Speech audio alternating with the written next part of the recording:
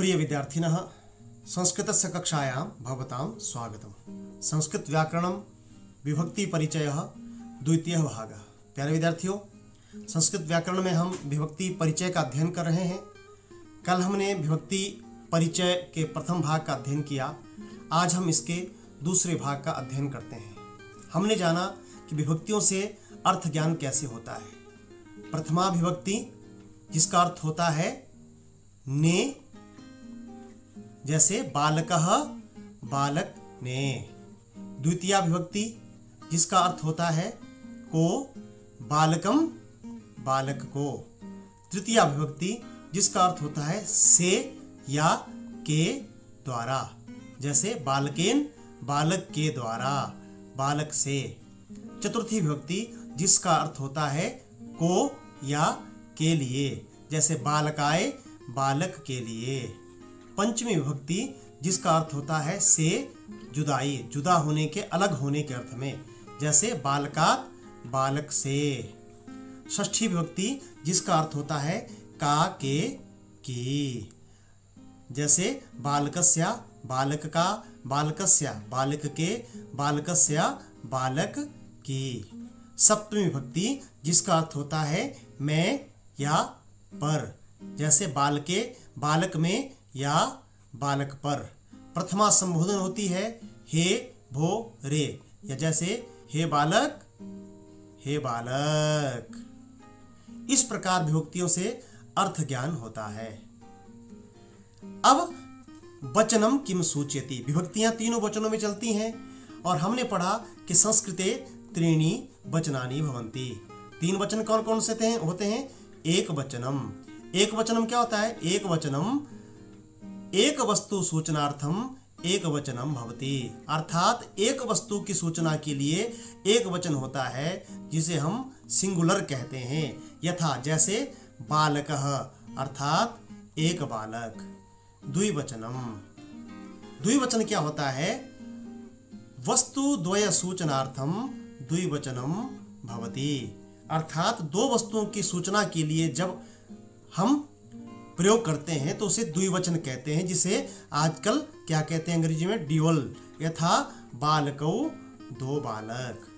तीसरा है बहुवचनम, द्वितः अधिक वस्तु सूचनार्थम बहुवचनम भवति। जब वस्तु दो से ज्यादा होती है तो उसकी सूचना के लिए बहुवचन का प्रयोग होता है, जिसे हम प्लूरल कहते हैं, जैसे बालकाः अर्थात बहुत बालक। बालकः बालकौ बालकाः। प्रथमा विभक्तेः एकवचन द्विवचन बहुवचन रूपाणि सन्ति। ये क्या है? बालकः बालकौ बालकाः प्रथमा विभक्ति के एक वचन द्विवचन और बहुवचन के रूप हैं। अब एक वचनम द्विवचनम बहुवचनम। अब हम देखेंगे बालकः, बालकः अह बालक अह बालकः, बालकौ बालकाः इति प्रथमा विभक्ति। बालकं बालकौ बालकान् इति द्वितीया विभक्तिः। बालकेन बालकाभ्यां बालकैः इति तृतीया विभक्तिः। बालकाय बालकाभ्यां बालकेभ्यः इति चतुर्थी विभक्तिः। बालकात् बालकाभ्यां और बालकेभ्यः इति पंचमी विभक्तिः। बालकस्य बालकयोः बालकानाम् इति षष्ठी विभक्तिः। बालके बालकयोः बालकेषु इति सप्तमी विभक्ति। यह जो बालक शब्द है अकारांत पुल्लिंग शब्द है, और अकारांत पुल्लिंग जो शब्द होते हैं उन शब्द रूपाणाम, अकारांत पुल्लिंग शब्द रूपों की प्रथमा विभक्तो, प्रथमा विभक्ति में जो है अहा औहु आह। द्वितीया विभक्तौ अम औ आन। तृतीया विभक्तौ एन आभ्याम अहि। चतुर्थी विभक्तौ आए आभ्याम एभ्य। पंचमी विभक्तौ आत आभ्याम एभ्य। षष्ठी विभक्तौ अस्य अयोः आनाम। सप्तमी विभक्तौ ए अयोः एषु इति शब्दः श्रूयते।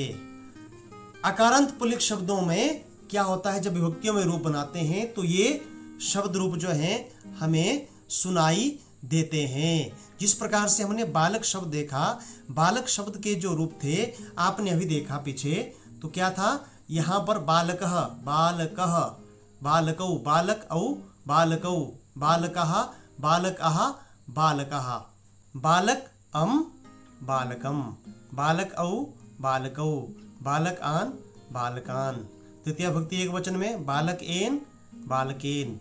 द्विवचन में बालक आभ्याम बालकाभ्याम। बहुवचन में बालक एहि बालकहि। चतुर्थी विभक्ति एक वचन में बालक आए बालकाए। द्विवचन में बालकाभ्याम बालकाभ्याम और बहुवचन में बालक एभ्य बालकेभ्य। पंचमी विभक्ति एक वचन में बालकात बालकात। आभ्याम बालक आभ्याम बालक एभ्य बालकेभ्य। षष्ठी विभक्ति एक वचन में क्या बनेगा, बालक अस्य बालकस्य। द्विवचन में बालक अयोः बालकयोः। बहुवचन में बालक आनाम बालकानाम। सप्तमी विभक्ति एक वचन में बालक ए बालके बालक अयोः बालकयोः। द्विवचन में और बहुवचन में बालक एषु बालकेषु। ये शब्द हमारे बनते हैं। पुल्लिंग के शब्दों में जो भी अकारांत पुल्लिंग शब्द हैं उनके अंत में जो है इस प्रकार ये शब्द जो है हमें सुनाई देते हैं। अब शब्द रूपाणाम अर्थ, शब्द रूपों का अर्थ हम कैसे निकालेंगे। जैसे प्रथमा विभक्तौ, प्रथमा विभक्तौ क्या होता है, बालकः एक वचन, बालकौ द्विवचन, बालकः बहुवचन, ये रूप बनते हैं। तो इसका अर्थ क्या हुआ, अर्थात बालकः एक बालक, बालकौ दो बालक, बालकः बहुत बालक। अब है द्वितीया विभक्तौ, क्या बनता है, बालकम बालकौ और बालकान। अर्थात बालकम एक बालक को, बालकौ दो बालकों को और बालकान बहुत बालकों को। तृतीया विभक्तौ, तृतीय विभक्ति में क्या बनता है, बालकेन बालकाभ्याम बालकहि। अर्थात बालकेन बालक से या बालक के द्वारा, बालकाभ्याम दो बालकों से या दो बालकों द्वारा, बालकहि बहुत बालकों से या बहुत बालकों द्वारा। चतुर्थी विभक्तौ, बालकाय बालकाभ्याम बालकेभ्य। अर्थात बालकाय बालक के लिए, बालकाभ्याम दो बालकों के लिए और बालकेभ्य बहुत बालकों के लिए। इस प्रकार से शब्द रूपों के अर्थ निकलते हैं। अब हम अगली विभक्ति देखते हैं, पंचमी विभक्तौ। पंचमी विभक्ति में क्या होता है, बालकात बालकाभ्याम बालकेभ्य, ये रूप बनते हैं। अर्थात बालकात बालक से, बालकाभ्याम दो बालकों से, बालकेभ्य बहुत बालकों से। षष्ठी विभक्तौ, षष्ठी विभक्ति में क्या रूप बनते हैं, बालकस्य बालकयोः बालकानाम। अर्थात बालकस्य बालक का, बालक के बालक की, या बालकयोः दो बालकों का, दो बालकों के या दो बालकों की। बालकानाम बहुत बालकों का, बहुत बालकों के या बहुत बालकों की। आगे सप्तमी विभक्तौ, सप्तमी विभक्ति में क्या रूप बनते हैं, बालके बालकयोः बालकेषु। अर्थात बालके बालक में या बालक पर, बालके हो दो बालकों में या दो बालकों पर, बालकेषु बहुत बालकों में या बहुत बालकों पर। संबोधन प्रथमा, हे बालक, हे बालकौ, हे बालकः इति रूपाणि भवन्ति। ये रूप बनते हैं, अर्थात हे बालक, हे बालकौ, हे बालको, हे बालकः, हे बालको। अब हमें ध्यान क्या देना है, बालक यह अकारांत पुल्लिंग शब्द है। इसी तरह राम, चषक, देव, छात्र, विद्यालय, देश, वृक्ष आदि के रूप भी चलेंगे। ये अकारांत पुल्लिंग बालक की तरह ही इन शब्दों के रूप भी चलेंगे। जैसे एक वचनम, द्विवचनम, बहुवचनम। बालकः, बालकः, बालकौ, बालकौ, बालकौ, बालकः, बालकः, बालकः प्रथमा विभक्ति। तो ऐसे ही रामः, रामौ, रामाः। द्वितीया विभक्ति चषकम, चषकम, चषकौ, चषकान। ये द्वितीया विभक्ति। देव शब्द देवेन, देवाभ्याम, देवहि तृतीया विभक्ति। छात्राय, छात्राभ्याम, छात्रेभ्य ये क्या हो गया, चतुर्थी विभक्ति। विद्यालयात्, विद्यालयाभ्याम, विद्यालयेभ्य ये क्या हो गई, पंचमी विभक्ति। देशस्य, देशयोः, देशानां षष्ठी विभक्ति। वृक्षे, वृक्षयोः, वृक्षेषु क्या हो गई, सप्तमी विभक्ति। इस प्रकार से देखा ये सभी रूप विद्यालय की तरह ही हमारे चले। शब्दस्य अर्थ ज्ञानम, शब्द से अर्थ ज्ञान हमें करना है तो हमें कैसे देखना है, सर्वप्रथम शब्द के सदृश कौन शब्द है यह चयन करें कि शब्द के सदृश, जैसे बालकेन, देवेन, देवेन आया तो किसकी तरह सदृश है, बालक की तरह है, तो देवेन, बालकेन। शब्द रूप किस विभक्ति में है, जैसे बालकेन तो ये किस में है, तृतीया विभक्ति में है यह रूप। शब्द रूप का वचन क्या है या देखें, शब्द रूप का वचन हमें देखना है क्या, जैसे बालकेन तृतीया विभक्ति एक वचन का रूप है।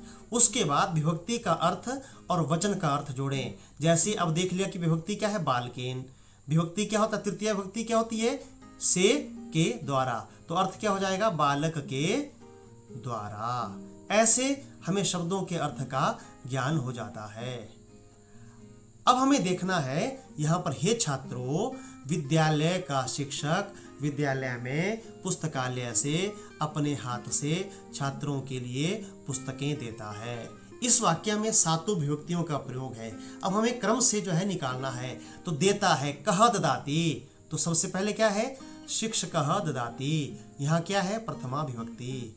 किम ददाति, तो क्या दे रहा है, पुस्तकानि ददाति, तो यहाँ क्या हो जाएगी, द्वितीया विभक्ति। केन ददाति, किसके द्वारा दे रहा है, तो हस्तेन ददाति, क्या हो जाएगी, तृतीया विभक्ति। केभ्य ददाति, छात्रेभ्य ददाति, तो क्या हो जाएगी, चतुर्थी विभक्ति।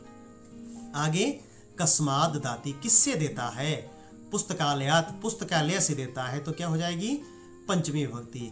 कस्य शिक्षकः ददाति, कहाँ का शिक्षक देता है, विद्यालय से शिक्षकः ददाति, तो क्या हो जाएगी, षष्ठी विभक्ति। पुत्र ददाति, कहाँ देता है, तो विद्यालय ददाति, विद्यालय में देता है, सप्तमी विभक्ति। और क्या बन जाएगा, हे छात्राः, देखो संबोधन भी आ गया। विद्यालयस्य शिक्षकः विद्यालये पुस्तकालयात् स्वहस्तेन छात्रेभ्य पुस्तकानि ददाति। इस प्रकार से विभक्तियों का अर्थ ज्ञान होता है। हमें अलग अलग विभक्ति जो है अपना अर्थ को बताती है। इस प्रकार आज हमारा ये पाठ्य जो क्रम था विभक्ति परिचय का पूर्ण होता है। अब हमें गृह कार्य करना है। अधोलिखित पदानाम विभक्ति वचनम अर्थम च पदर्श्यत। नीचे दिए गए पदों के विभक्ति बतानी है, हमें उसका वचन बताना है और अर्थ बताना है। जैसे देशे, देशे में सप्तमी विभक्ति है, एक वचन है और अर्थ हुआ देश के लिए। वैसे छात्रस्य, छात्रस्य में कौन सी विभक्ति है, कौन सा वचन है और विभक्ति का अर्थ क्या है। वृक्षात, इसमें कौन सी विभक्ति है, कौन सा वचन है और अर्थ क्या है, ये हमें बताना है। ऐसे ही बालकाभ्याम, देवेन, चषकान, रामौ, इनमें क्या विभक्ति है, क्या वचन है और क्या अर्थ है, ये हमें बताना है। इसी के साथ आज का हमारा विभक्ति परिचय यहीं पर पूर्ण होता है। जयतु संस्कृतम, जयतु भारतम।